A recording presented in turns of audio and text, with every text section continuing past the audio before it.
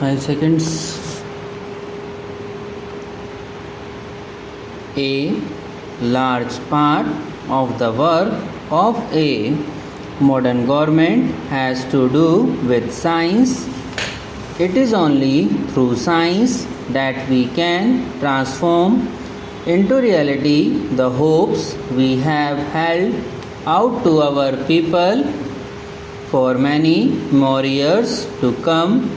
The people will measure progress in terms of our ability to give them their basic needs. The agricultural scientist has a especially vital contribution to make to our plans of economic development. For years, the government has been persuading farmers to adopt new farming practices. It is only in the last 3 to 4 years that the response of villagers has overtaken the official effort. The farmers have shed their skepticism of city people and their new ideas. What has convinced them is what they have witnessed with their own eyes. Everywhere, farmers tend to be conservative and slow to change. But once they change, they are not content to be indifferent converts. The discovery of a new seed variety stirs rural people as much as a spacewalk or a transplanted heart does the more liberate classes. Farmers today walk miles to buy seed. The great problem for the government is to find sufficient seed and fertilizer to meet their demand. What a change from the days when we could not get them to hear us or look at what we had to offer. Rural India has shed its apathy. Agricultural scientists can rightfully claim their share of the credit for bringing about this transformation, but they cannot rest there. The solution of one problem gives rise to many new problems. New varieties are being extended to vast areas because of the demand from farmers and our own race towards self-sufficiency. This work is being done far too fast and with only a minimum of protesting. Modern farming is a combination of many techniques and materials. It is not possible to adopt any one in isolation, disregarding the others. The scientist has a special responsibility to provide answers to the problems which are consequences of his own work. The greatest task before the agricultural scientist and before the government in general is to ensure that there is no setback in the new program. If, for example, widespread plant disease attacks the new varieties, the farmer's hard-won trust in modern practices will be shaken and he might retreat into his shell of traditionalism. The average farmer does not have money to waste, nor can he afford undue risk.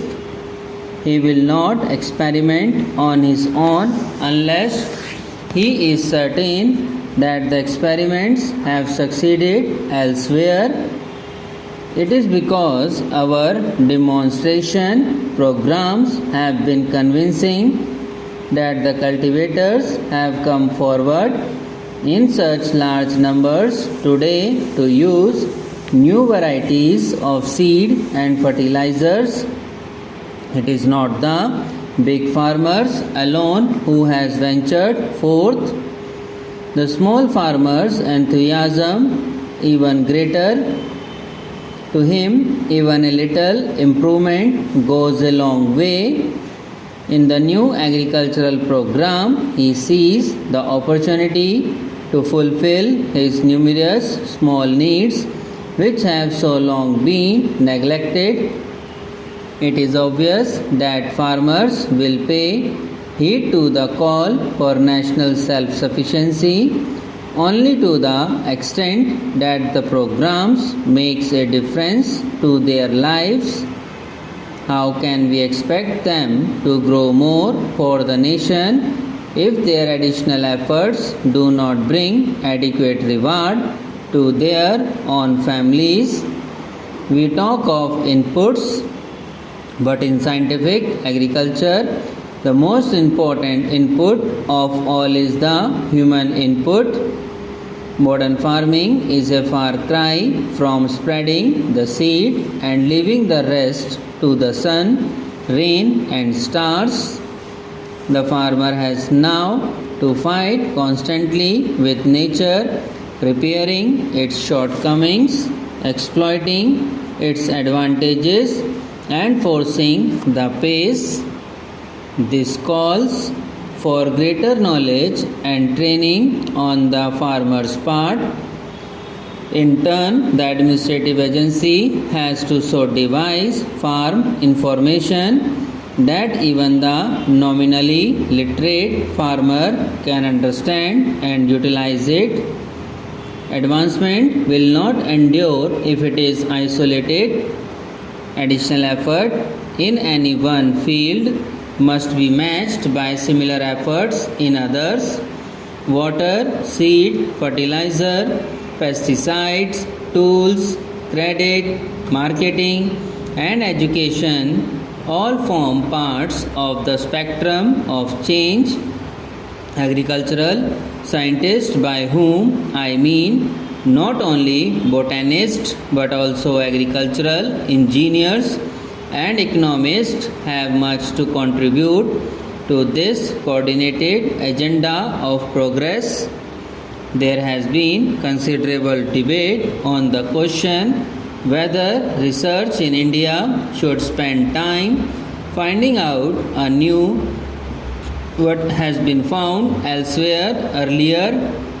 While there might be need and justification for buying industrial know-how from abroad, we cannot hand over our agricultural problems to others. A lathi may be bodily brought here from Europe or America, and it will turn out parts of the same shape and specifications, but a plant from elsewhere is unlikely to grow the same way in our soil. Every time a plant is introduced, the scientist has to do considerable adapter work. He has not only to test its suitability to our soil and climate conditions, but also to find out how far it is susceptible to pest